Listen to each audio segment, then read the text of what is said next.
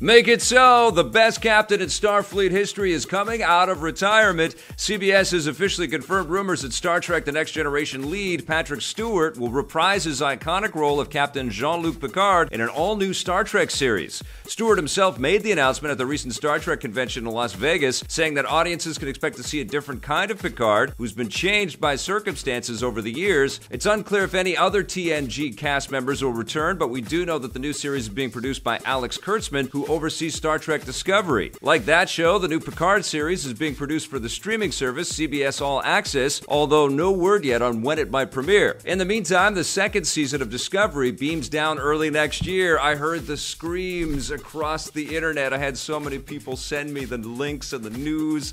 It's incredible, man. We all love Patrick Stewart. He's an amazing actor, and he's fantastic in this role. What a great bit of news for everybody that's ever liked Star Trek out there. I saw Gary Whitta saying that he would basically kill to write on that show. He's the writer of Star Wars Rogue One. So this show is going to be absolutely huge. I can't wait to find out when we're actually going to see this. Hopefully production starts very soon, and hopefully it's going to be littered with TNG cast members. I think that's what people want there. And honestly, like, this is the era of revisiting properties that have lapsed for 20 or 30 years. We just saw the Karate Kid kind of sequel series with Cobra Kai just be incredible. So, and not that this is the same milieu or anything like that, but I am very excited, as I'm sure you are too, to see Patrick Stewart back as Picard. Incredible news. Yet another badass superheroine is soaring to the big screen. DC and Warner Brothers are developing a new Supergirl movie. Deadline reports that the project is in the early stages of development and is being written by Oren Uziel, who previously worked on 22 Jump Street and the Cloverfield Paradox. Supergirl first hit theaters in a critically panned 1984 film, but the characters had much more success in the current TV series starring Melissa Benoist. It sounds like the new movie will be taking place within the existing DC movie universe, so it probably won't have anything to do with the TV show and will almost certainly have a new actress in the lead. DC is already doing the same thing with The Flash. No word yet on when the new Supergirl movie might arrive. Melissa Benoist is unbelievable as Supergirl. That's one of the main reasons why this show continues to get greenlit year after year. She's the perfect casting choice, so DC's got their work cut out for them to convince us all that their new Supergirl is going to compare with the TV version. I'm also impressed with the effects and the depth of the storytelling in the Supergirl TV series, and obviously that's had some kind of influence on DC filmmakers going, well, it can work. We can make this happen. She's a very cool character. I think that they'll probably have to work in Superman somehow, seeing as she's Superman's cousin, unless they're going to retcon some other kind of backstory in there. But I am excited. I love these characters. I hope that it's very good, and I hope that it's more in line with Wonder Woman, in the sort of new direction that DC keeps teasing us that they're on. So we'll see. And we'll see if we get a Supergirl movie before we get a sequel to Man of Steel or a new Henry Cavill standalone Superman. That would be very interesting and probably piss Henry Cavill off very much. All right, House of Cards is going to come tumbling down this November. Netflix has announced that the long-awaited 6th and final season of the political drama will drop on November 2nd. This has been a long time coming. The 6th season was originally going to see Kevin Spacey return as Frank Underwood, but shooting was delayed after sexual assault allegations against the actor surfaced last year. His character has since been written out of the new season, and he will not appear. So in his place, Robin Wright will star as President Claire Underwood. Netflix got in trouble earlier this year after not removing another alleged abuser, Jeffrey Tambor, from the latest season of Arrested Development. Yeah, I'm excited to see what Robin Wright does in the lead role. She's always been, head-to-head with whatever Kevin Spacey threw down in the series anyways. And at the end of season 5, spoiler alert, Claire kind of assumes the mantle of leadership anyway. So this was a great move on Netflix's part. I'm excited to see what they do with this new season. I think removing Spacey from the series, he was so central and so integral, and he's such a piece of crap. So goodbye, Kevin Spacey. But it's just, it's awesome that they're moving forward and they're giving, jobs to all the people that worked very hard on the series, obviously, but also putting Robin Wright in a role that she has owned and earned, and she's incredible. So I can't wait.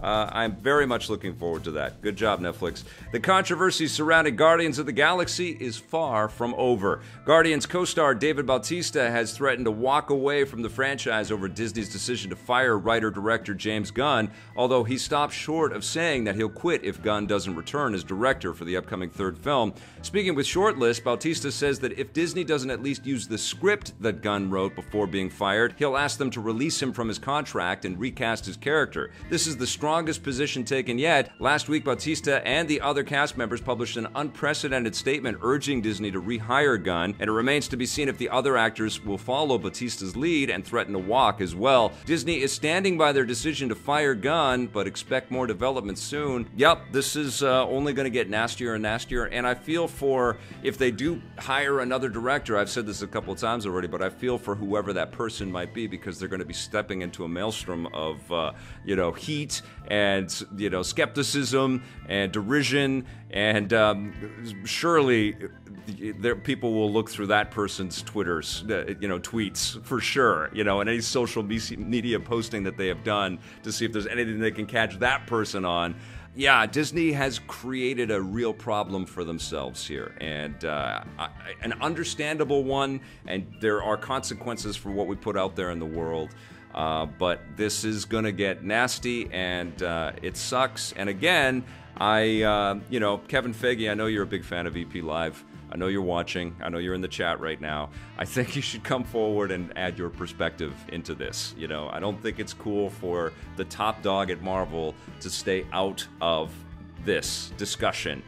You should be there front and center with some kind of answer for this. This is your property and your baby and your ship to steer, and you have nothing to prove to any of us. You've done a phenomenal job with the MCU, but I think that the MCU fans out there, the MCU creative pool out there, and Disney, and everybody on both sides of this argument needs to hear from you. And I don't know if that will solve everything, but I think you might add some perspective that can quell some fires. But I certainly feel for Dave Bautista. He one thing about him, you could look at Drax and say, well, they could paint any strong muscle guy up in the Drax makeup and they would blend right in. But watch those Guardians movies and Avengers Infinity War, and kind of pay attention to how incredible Dave Bautista is and how much he has added. He is phenomenal,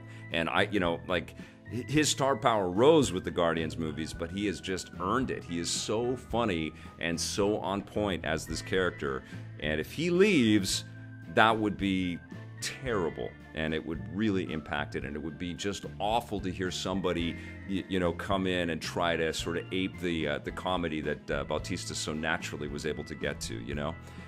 Very tough stuff for him to be this strong, muscle-bound guy that we're scared of, but also, somebody with a heart of gold and can make us laugh. And I know a lot of his stuff is improvised. He has impressed me like hell. He's just a guy that you would not expect to be as good as he is. He was great in Blade Runner as well. So I hope that this all gets figured out. I think at the very least, James Gunn's script needs to be in there, but I don't know how Disney can have that double standard. I don't know how they can say one thing and then use one part of the person's work.